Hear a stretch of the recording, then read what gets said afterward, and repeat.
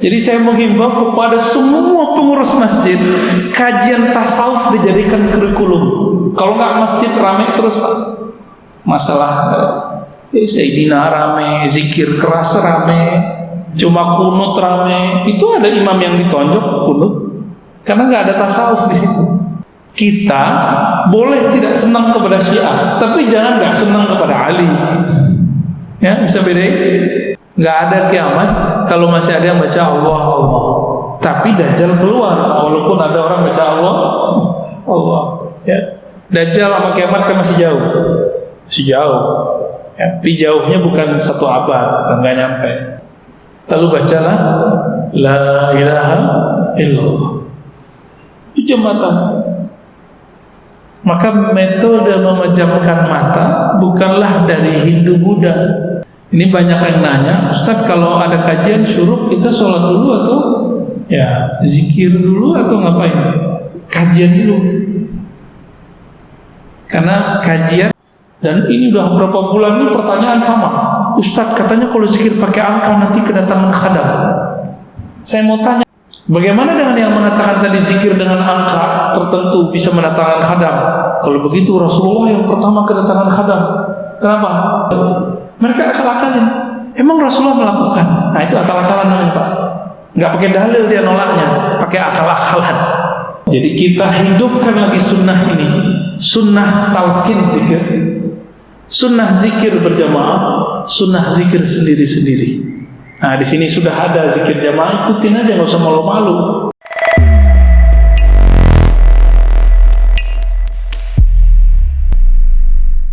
Assalamualaikum warahmatullahi wabarakatuh. Innal hamdalillah nahmaduhu wa nasta'inuhu wa nastaghfiruh wa na'udzu billahi min shururi anfusina wa min sayyiati a'malina. May yahdihillahu fala mudilla lahu wa may yudlil fala hadiya lahu. Allahumma inna nas'aluka khayra hadzal yawm wa khayra fihi wa khayra ba'dahu wa na'udzu bika min sharri hadzal yawm wa sharri ma fihi wa ba'dahu. نعوذ بكلمات الله التامات من شر ما خلق نعوذ بكلمات الله التامات من شر ما خلق نعوذ بكلمات الله التامات من شر ما خلق بسم الله الذي لا يضر مع اسمه شيء في الأرض ولا في السماء السميع العليم بسم الله الذي لا يضر مع اسمه شيء في الأرض ولا في السماء السميع العليم بسم الله الذي لا يضر مع اسمه شيء في الأرض ولا في السماء وهو السميع العليم والحمد لله رب العالمين. Bapak saudara sahabat yang dimuliakan Allah, Allah berfirman, "Udzakir fa inna dzikra tanfa'ul mu'minin." Maka berilah tazkir, peringatan, karena peringatan itu hanya berefek kepada orang yang beriman. Jadi kalau udah nggak ada rasa percaya, tidak ada efeknya. Meskipun Al-Qur'annya suci, meskipun orang yang bicaranya bergelar ini dan itu, nggak ngaruh ya. Dan kita beruntung Allah memberikan kita rasa iman itu, alhamdulillah. Tema kita tentang talqin zikir. Kenapa harus ada talqin? Kenapa harus ada ijazah? Ijazah itu ijazah izin mengamalkan satu zikir. Talqin itu secara bahasa Arab dari kata laqana yulaqinu talqinan, fa'ala yuf'ilu taf'ilan. Artinya memberikan bimbingan zikir. Kenapa harus ada talqin? Karena kita ini rata-rata mengalami amnesia spiritual. Jadi roh kita ini lupa kalau kita dulu pernah bertemu Allah.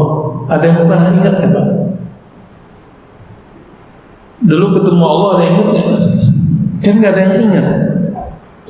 Maka Allah utuslah Rasulullah, diutuslah nabi-nabi Allah. Para nabi, para rasul sudah pindah alam. Yang masih di alam ini siapa ya? Guru-guru kita, pewaris para nabi, para rasul. Nah, mereka lah nanti yang mengemban amanah untuk memberikan bimbingan zikir. Jadi talqin zikir, terjemahan bebasnya bimbingan zikir. Perlu dibimbing nggak Pak zikir? Perlu. Kalau nggak zikirnya nggak ada maknanya, nggak ada rasanya kalau nggak ada bimbingan.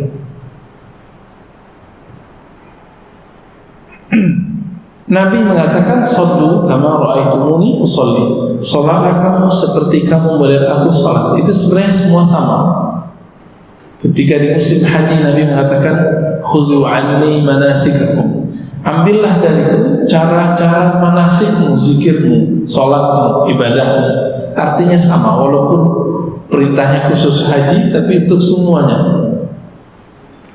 Maka zikir harus sesuai dengan sunnah Rasulullah Sallallahu Alaihi Wasallam. Tidak disebut berzikir kalau tidak mengikuti sunnah Nabi. Masalahnya,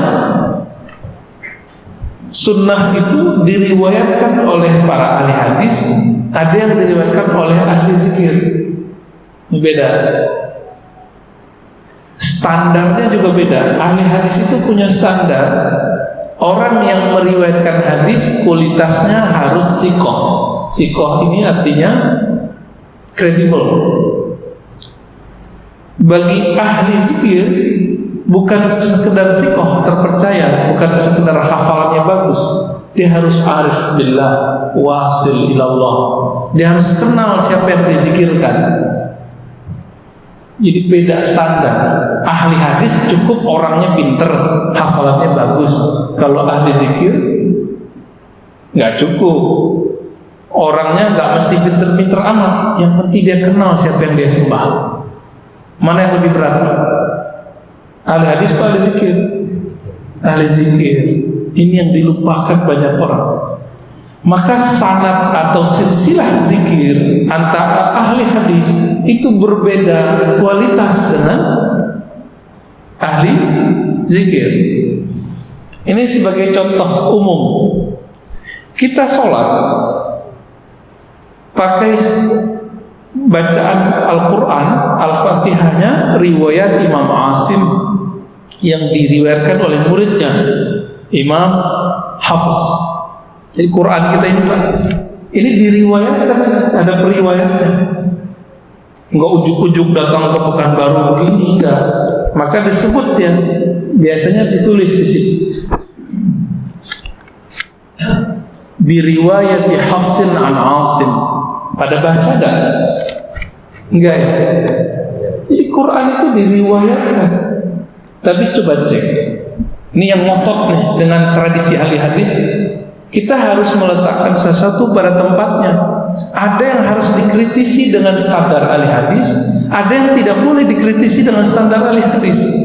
Contoh, ini Imam Hafiz berguru kepada Asim. Imam Asim secara ilmu hadis riwayatnya dhaif. Kalau kita pakai standar ahli hadis, ini Al-Quran jadi dhaif nggak? Paham maksudnya? Betul nggak saya cerita? Nyambung, saya cerita apa? Jadi ahli hadis itu mensyaratkan orangnya harus thiqah. Thiqah itu kredibel, hafalannya harus thabit. Imam Asim yang meriwayatkan bacaan ini. Nah, bacaan ini kan nadanya saya nggak tahu tadi baca Al-Qurannya apakah itu diwakaf tadi atau saktah, saya nggak ngerti. Jadi kalau baca Quran versi Hafiz, Bismillahnya dijaharkan, ya benar. Yang kedua, Siratal ladzina an'amta 'alaihim ghairil maghdubi 'alaihim waladdallin. Satu nafas, jangan berhenti di tengah. Siratal ladzina an'amta 'alaihim. Gitu. Itu qiraat lain, itu riwayat lain. Jadi ini pun berhenti dimanapun Ahlul Quran meriwayatkan. Maaf, lupa minum tadi. Bismillah.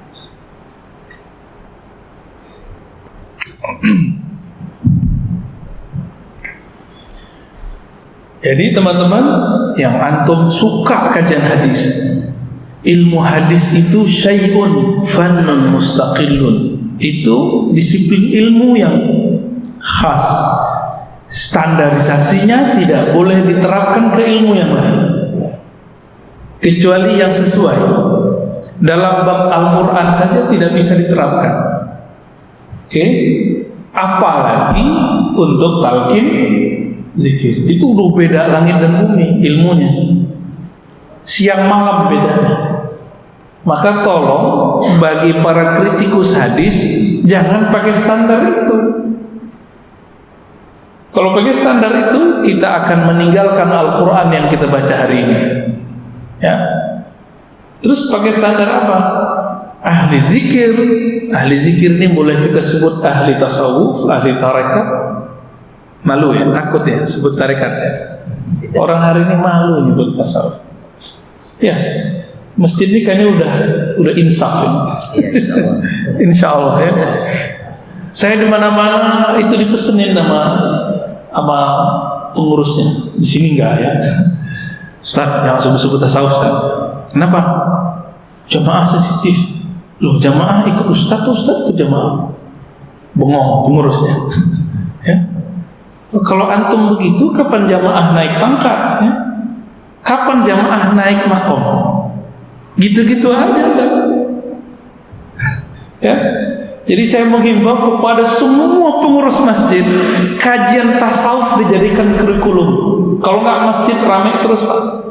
Masalah Sayyidina rame, zikir keras rame, cuma kunut rame. Itu ada imam yang ditonjok kunut, karena nggak ada tasawuf di situ. Tasawuf itu intinya akhlak. Akhlak itu nggak mungkin kalau orang nggak adil dengan dirinya. Orang adil dengan dirinya baru muncul ketenangan di kolbu. Kalau udah tenang nggak mungkin nonjok orang. Ya. Ini cuma masalah kunut. Apalagi kalau imamnya zikir keras, oh bisa diteriak-teriakin ntar.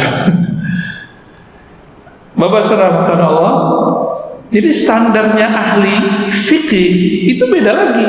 Standarnya ahli hadis beda lagi. Standarnya ahli Quran beda lagi. Standar ahli tasawuf, ahli tarekat yang mereka sebut gurunya dengan mursyid itu standarnya khas. Apa standarnya? Ayyakuna wasilan ilallah. Ilmunya nyampe kepada Allah. Rasa bertuhannya sahih, bukan rasa-rasa setan. Ya. Rasanya itu murni. Nah, ini yang kemudian mereka transfer kepada muridnya.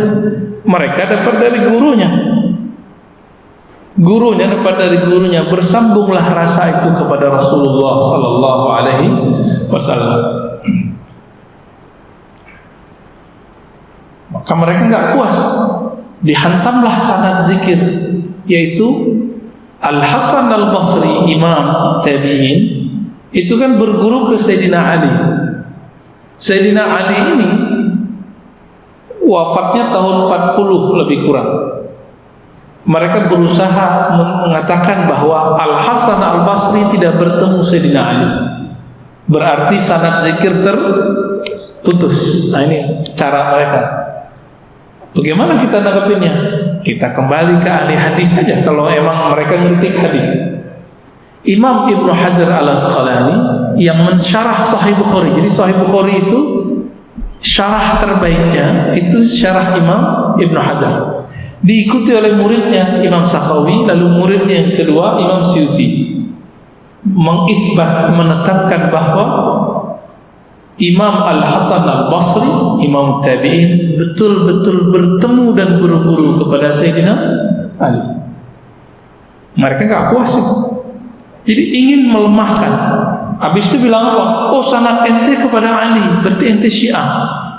Nah, jadi kita boleh tidak senang kepada Syiah, tapi jangan gak senang kepada Ali. Ya, bisa bedain. Boleh nggak senang ke Syiah, kritiklah Syiah gak apa-apa, tapi berani kritik Ali. Orang yang disebut Syiah itu pro Ali, anti selain Ali, disebut Rafidah. Rafid itu dia menyerang selain Ali.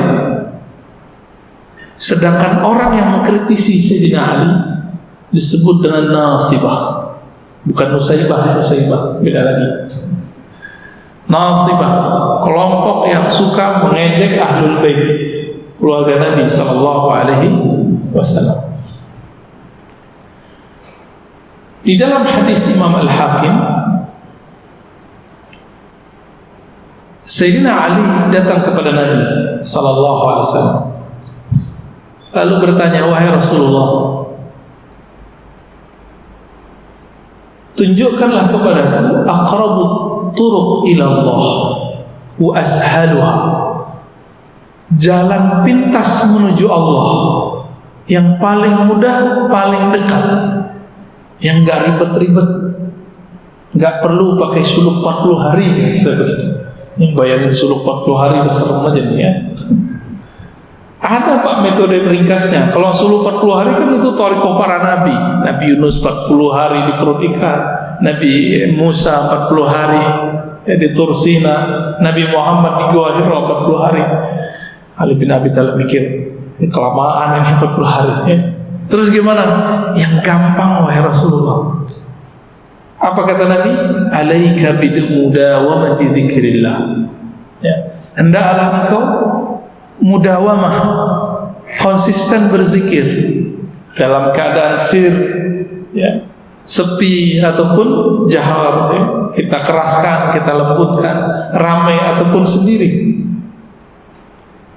Kata Sayyidina Ali, wahai Rasulullah, kalau itu saya juga udah tahu, ya, kira-kira begitu kalamnya. Saya pengen yang khusus. Maka disuruh duduk, ya. Kamu duduk sini. Apa kata Nabi? Ghammid ainaik. Tapi di hadis Imam Hakim itu ada tambahan tengah. La taqumus sa'ah. Tidak terjadi kiamat sampai tidak ada yang membaca Allah, Allah. Enggak ada kiamat kalau masih ada yang baca Allah, Allah. Tapi Dajjal keluar walaupun ada orang baca Allah, Allah. Ya. Dajjal sama kiamat kan masih jauh. Masih jauh. Ya. Tapi jauhnya bukan 1 abad, enggak nyampe. Lalu Nabi SAW mengatakan, ghammid ainaik wa qul la ilaha illallah. Pejamkan matamu, lalu bacalah la ilaha illallah. Pejam matamu. Maka metode memejamkan mata bukanlah dari Hindu Buddha. Ya. Ini ada yang nggak ngerti hadis ini, dikira oh nggak boleh menjamkan mata. Kenapa? Tasyabuh bil Buddhiyin, menyerupai orang Buddha, menyerupai orang Hindu, nggak nyambung. Ya. Kebetulan kita sama-sama menjamkan mata, mereka menjamkan mata, itu urusan mereka, urusan kita di sini. Ya. Berdasarkan hadis ini, kita ringkas aja cerita hadisnya. Ulama kita kemudian meriwayatkannya sebagaimana Sayyidina Ali mendapatkannya, menirukan model yang ada di situ. Menirukan ini disebut dengan hadis musalsal bizikrillah atau musalsal bitalqin. Hadis menirukan gaya guru, gaya sumbernya hadis ini, keadaan orang yang mengajarkannya, disuruh duduk, disuruh pejam mata, semuanya dibaca sekian kali. Itu ditirukan semua. Namun yang meriwayatkan ini juga dua. Ada versi ahli hadis, pejam-pejam mata juga, tapi nggak ada rasanya. Ada yang versi ahli zikir, dipejamkan mata, tapi ada namanya prakondisi, dikondisikan kalbunya sehingga kalbunya siap menerima la ilaha illallah. Nah, itu yang disebut talqin. Hadis ini dianggap sahih oleh Imam Hakim, tapi ketika saya teliti paling tinggi cuma hasan. Wal hasanu yuhtajju kas sahih. Hadis hasan dipakai dijadikan hujjah seperti hadis sahih. Di riwayat Imam Ahmad hadisnya juga dhaif, tapi sudah naik menjadi hasan li ghairihi. Nabi bertanya, Ubadah bin Samit, temannya Sayyidina Ali. Apa kata Nabi? Hal fikum gharib. Adakah di antara kalian orang yang gharib? Kalau versi Imam Tabarani, Imam Hakim, gharib di situ artinya orang ahli kitab. Tapi versi ahli zikir, gharib itu orang yang belum siap menerima talqin zikir. Dan kita ini rata-rata disebut gharib. Maka saya tidak termasuk orang yang ngobrol talqin, Pak. Kita buat kondisioning, zikir dulu ya Hayyu ya Qayyum, itu metode aja, ya, supaya tidak gharib. Gharib ini merasa asing, aneh. Ini zikir apa lagi nih si Ustaz? Itu orang yang menganggap zikir itu sesuatu yang baru. Maka gharib siapa saja yang belum mengenal bab zikir, belum menghendaki ilmu zikir, belum menghendaki talqin, belum siap ditalqin, itu disebut gharib. Ini versi kita, versi saya maksudnya, ya. Maka Nabi mengatakan tutup pintu. Lalu Nabi mengajak, irfa'u aydiyakum, angkat tangan kalian. Angkatlah tangan mereka. Wa qulu la ilaha illallah, lalu bacalah la ilaha illallah. Ini namanya talqin jama'i, talqin berjamaah. Nanti ada saatnya kita talqin jamaah di Pekanbaru. Tapi kalau sekarang masih sendiri-sendiri, Pak, ya, masih sir. Ada saatnya kalau jamaah di sini sudah siap, udah nggak gharib lagi, baru kita bimbing zikrullah, insya Allah, ya. Lalu Nabi SAW mengatakan, dengan inilah aku diutus, dengan inilah aku dibangkitkan. Itu sebabnya setelah kita zikir, kita baca apa? La ilaha illallah Muhammadur Rasulullah. La ilaha illallah. Gimana Ustaz? Mana imam kita tadi? La ilaha illallah Muhammadur Rasulullah, kalimatu haqqin alaiha nahya. Kalimat yang benar, dengan itulah aku hidup, dengan itulah aku mati, dengan itulah aku dibangkitkan. Benar kan ya? Kita hidup dengan kalimat itu. Beneran? Hah? Kayaknya hidupnya pakai handphone, ya? Saya aja kemana-mana bawa handphone, ya? Maka supaya Allah gak marah, saya bawa tasbih juga lah, ya. Ustaz, ente tasyabuh dengan Yahudi. Loh, mana ada Yahudi pakai tasbih? Yahudi baru kali. Ya. Baik. Jadi hadis talqin zikir ada versi ahli hadis, ada versi ahli zikir, dan sanadnya dua-duanya bisa dipertanggungjawabkan. Betul, di sana sini ada kritik, cuma secara ilmu talqin, ilmu musalsal, hadisnya menurut ahli tasawuf sahih. Karena mereka dapat dari gurunya yang sudah dapat ijazah. Nah, ini rahasia Pak. Ini perbedaan orang-orang tarekat sufi dengan yang tidak tarekat sufi mengajar zikir. Tarekat sufi itu ngajar zikir harus dapat ijazah dari gurunya. Yang antum benci selama ini tuh, ya, yang antum bilang ini khurafat, ini fanatis. Bukan, mereka itu untuk menjaga kemurnian zikrullah, itu si ustadz harus dapat izin dari gurunya, biar terjamin bahwa zikirnya benar-benar bersumber dari Rasulullah Sallallahu Alaihi Wasallam. Kita malah bangga, oh saya pakai zikir pagi sore aja, tak dapat di mana zikir pagi sore? Dapat di mana? Di YouTube, ya, atau ketemu di toko kitab, ya. Ambil di toko buku terus amalin sendiri. Orang yang zikir tanpa berguru, dia dapat berkah, tapi tidak dapat faid. Faid itu aliran nur yang Allah berikan kepada guru, diwariskan kepada murid. Apa bedanya? Kalau si murid punya guru, dia lemah, bisa ditarik oleh gurunya, bisa ditegur. Tapi kalau zikir-zikir sendiri, baca-baca maksurat sendiri, baca rotib sendiri, tanpa ada bimbingan guru, kalau kita lagi lemah, tidak ada yang negur, tidak ada yang narik. Itu bedanya. Ya samalah, kita mau pergi satu tempat, numpang ke orang yang sudah tahu jalan. Kita belum tahu jalan dan gak punya kendaraan. Duluan mana nyampenya? Yang punya kendaraan. Ini ilustrasi paling gampang. Yang paling kenal Allah siapa? Rasulullah. Lalu sahabat Rasulullah. Lalu tabi'in. Nah, mereka berhenti di situ, disebut salaf. Maka mereka langsung kembali ke kitab salaf. Nggak begitu. Kitab salaf itu juga diriwayatkan dari salaf, terus ke khalaf, terus sampai zaman ini. Maka hatta liyum, sampai saat ini zikir-zikir itu masih diwariskan dari kolbu ke kolbu, dari jiwa ke jiwa, dari ruh ke ruh, sampai hari ini. Al-arwahu junudun mujannadah, sesungguhnya ruh itu sesama mereka saling kenal. Ya, mereka berkumpul. Semoga berkumpulnya kita ini menunjukkan bahwa ruh kita bersaudara di alam sana. Amin. Ya. Udah syuruk belum? Belum. Ya, khawatir udah syuruk aja. Ini banyak yang nanya, Ustadz kalau ada kajian syuruk kita sholat dulu atau ya zikir dulu atau ngapain? Kajian dulu. Karena kajian lebih wajib daripada sholat syuruk yang hadisnya dhaif. Kalau syuruk itu hadisnya dhaif. Tapi karena Imam Tirmizi yang meriwayatkannya, beliau mengatakan ulama salaf mengamalkannya naik jadi hasan. Gitu bedanya ya. Kembali ke bab zikir.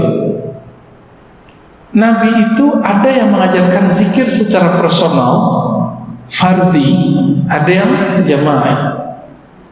Ada yang secara tertutup, ada yang secara terbuka. Begitu Nabi metodenya.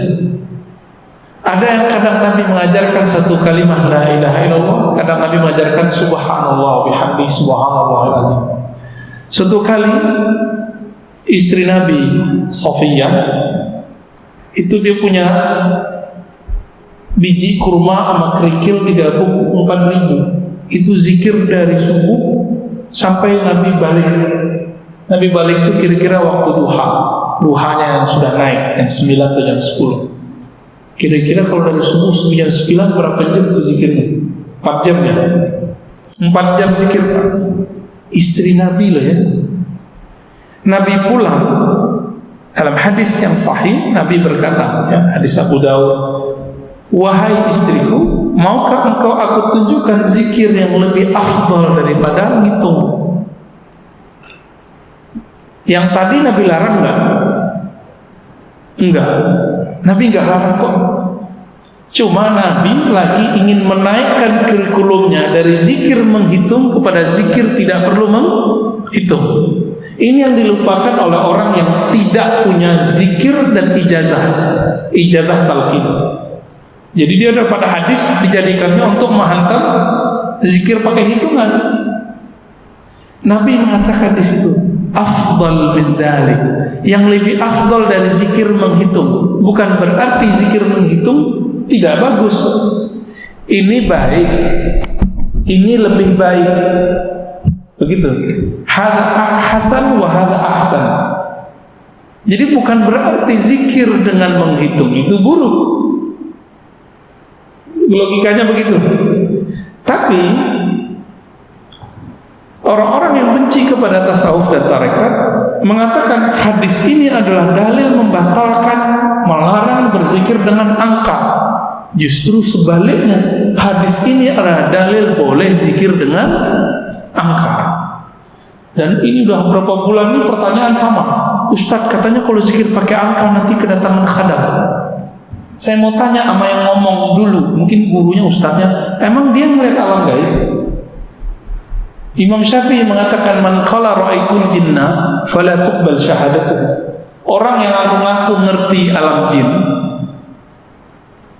ya dia bilang lihat jin, khadam segala macam, tidak diterima persaksiannya, apalagi pengajarannya. Orang kayak gitu percaya Pak. Dia nggak pernah melihat alam khadam, dia nggak pernah melihat alam jin. Emang jinnya senangnya sama apa sih? Main tebak-tebakan. Iyattabi'una illa dhann. Mereka itu cuma tebak-tebakan. Ini kalau zikir pakai angka tertentu nanti datang khadam. Asal-asalan. Persoalan itu kemudian dijelaskan oleh para ulama berdasarkan hadis ini. Baru Nabi ngajarin kuli, katakanlah wahai istriku subhanallah bihamdi subhanallah azim adada khalqihi wa zinata arsyihi wa ridha nafsihi wa midada kalimatihi. Boleh dibaliknya. Itu zikir secara ilmu hadis boleh dibaca siapa aja, tapi secara ilmu qalbu kalau belum sampai ke rasa ini maka nggak ada efeknya. Coba diterjemahkan. Subhanallah bihamdi subhanallah azim adada khalqi. Maha suci Allah, maha hebat Allah sebanyak bilangan makhluknya. Waktu antum zikir begitu, ingat lafaznya atau ingat maknanya? Saya yakin antum ingat lafaznya aja. Ternyata ahli zikir itu punya istilah, ada namanya zikir jama'i atau zikir kullu jasad. Zikir kalau zikir semua bagian tubuhnya merinding. Zikir itu sudah dilewati oleh Sayyidah Safiyah. Sekarang ada zikir di atas itu. Zikir alam semesta, itu dia. Subhanallah bihamdi subhanallah azim adada khalqihi. Maha suci Allah, maha hebat Allah sebanyak bilangan makhluknya. Maka dia pandang semua bilangan makhluk, sebanyak itulah dia angkat zikirnya kepada Allah. Siapa yang tahu jumlah makhluk Allah? Ada yang tahu Pak jumlah makhluk Allah? Di tubuh aja kita nggak tahu. Di tubuh ini berapa sel kita nggak ngerti. Karena hanya Allah yang tahu. Nah, ini rahasia lagi, naik pangkat lagi tuh Sofia. Hanya Allah yang tahu jumlah bilangan makhluk di tubuh ini dan di alam semesta. Maka zikir ini sebenarnya zikir menyerahkan makna zikir kepada yang punya nama. Ya Allah, maha suci Engkau, sesuci yang Engkau mau. Karena yang tahu jumlah makhluk cuma Engkau. Berarti ini zikir nggak pakai logika biasa lagi, dia pakai logika Nabi. Karena Nabi lah yang pernah diperjalankan melewati semua alam semesta. Nabi itu udah masuk Pak ke semua lini alam. Maka disebut beliau rahmatan lil alamin. Rahmat yang rahmatnya memancar ke semua alam semesta. Jadi rambut kita aja itu dapat rahmat dari Rasulullah Sallallahu Alaihi Wasallam.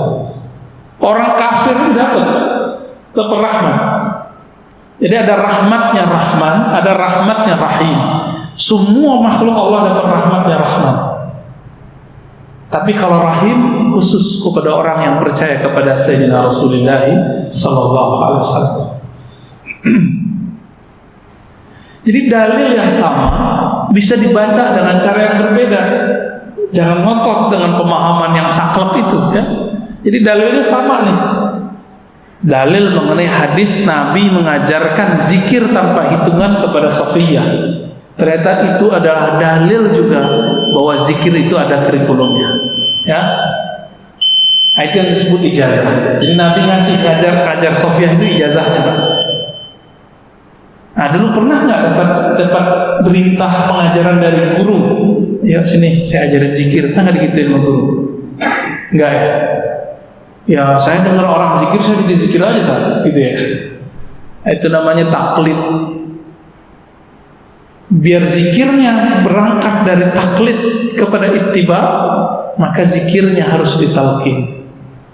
Dan antum dari dulu ngomong-ngomong taklid mulu nih, kita nggak boleh taklid. Ayo, kalau zikir nggak taklid, harus ambil talkin. Itu. Cuma Sayyidina Ali, Nabi talkin kan setelah qalbunya siap. Kita kan belum siap, jadi belum dikasih talkin, Pak. Teman-teman UPR sebagian besar sudah kita talkin zikir, ya. Ya tahu diamalin apa enggak ya urusan mereka, ya. Ada yang ngamalin, ada yang enggak. Ya. Jadi tadi itu dalil zikir. Jadi dalil zikir berangka dengan tidak pakai angka, dalilnya sama tuh. Hadis riwayat Imam Abu Daud. Nah, yang benar itu memahaminya, kita tidak mengatakan ini benar mutlak.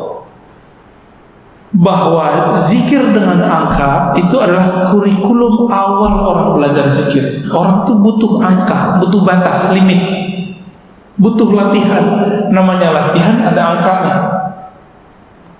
Bagaimana dengan yang mengatakan tadi zikir dengan angka tertentu bisa mendatangkan khadam? Kalau begitu Rasulullah yang pertama kedatangan khadam. Kenapa? Nabi kalau zikir angkanya berapa? 33, 10, 25, 33, 70, 100. Itu angka yang dicontohkan. Nabi nggak nyontohin kepada Sofia angka 4.000. Lalu kenapa dia berzikir 4.000? Apakah Sofia lebih pintar dari Rasulullah? Seperti logikanya orang yang anti logika, akal-akalan orang yang anti akal. Inti lebih pintar dari Rasulullah, kan begitu logikanya. Itu logika apaan? Jangan pakai logika gak jelas dalam belajar, ya. Akal-akalan tapi aklul du'afa, ya. Aklul hamqa, ya. Akal tapi orang yang pikirannya gak nyambung. Sok berlogika tapi logikanya gak nyambung. Sama dengan ngirim Fatihah. Itu mereka pakai akal-akalan, loh. Kenapa? Mentok. Imamnya Ibnu Qayyim menyebutkan 29 dalil bahwa amalan orang hidup sampai ke orang mati, maka Fatihah termasuk. Mereka akal-akalin. Emang Rasulullah melakukan? Nah, itu akal-akalan namanya, Pak. Nggak pakai dalil dia nolaknya, pakai akal-akalan. Ya. Saya pernah menyebutkan di masjid ini bahwa Sayyidina Abu Hurairah zikir setiap hari 12.000. Itu angka bukan?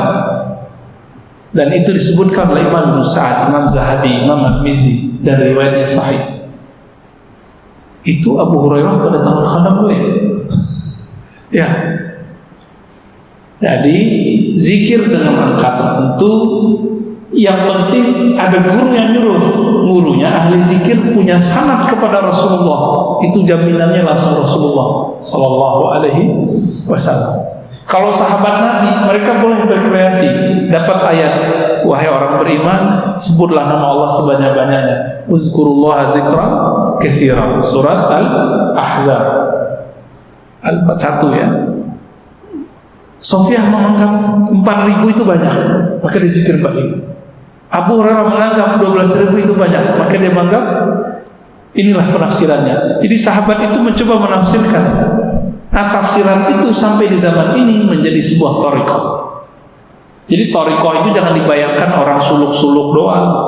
Suluk itu salah satu metode dalam thariqah zikir. Ada thariqah ringkas, cuma karena ringkas hasilnya ringkas juga. Kalau yang mau khalwat 40 hari hasilnya juga lebih bagus. Orang kursus 40 hari dengan orang yang kursus cuma lewat YouTube sehari 10 menit, beda gak hasilnya? Beda lah, ya. Kira-kira begitu Bapak Saudara Allah. Jadi kita hidupkan lagi sunnah ini, sunnah talqin zikir, sunnah zikir berjamaah, sunnah zikir sendiri-sendiri. Nah, di sini sudah ada zikir jamaah, ikutin aja, nggak usah malu-malu, ya. Ikutin zikirnya, nanti terasa gemaknya. Nah, ini ada adab kalau imam ajak kita zikir, jangan kita mendahului imam, jangan kita lebih pelan dari imam, standar. Kapan zikir itu suaranya menjadi energi? Apabila suaranya satu frekuensi. Jadi nggak ada yang duluan, nggak ada yang telat, sama. Itu sebabnya juga ada majelis ratibul haddad. Itu kalau ratibul haddadnya mereka satu hati dan suaranya satu, semuanya akan majzub, ditarik oleh Allah SWT dan merasakan nikmat zikir. Nah, tapi kalau nggak ada kesetaraan suara di situ, hilang, ya. Jadi nanti kalau imamnya zikir, ikutin, Pak, ya. Imamnya kencang gitu kencang, imamnya lembut. Jadi imam saya sarankan tidak hanya zikir cepat, pelan-pelan dulu. La ilaha illallah, pelan-pelan aja, Pak. La ilaha illallah, pelan lama-lama, cepat boleh, ya. Tapi jangan teriak-teriak juga pakai mic, ya. Nanti terganggu orang. Baik, saya rasa cukup lah, ya.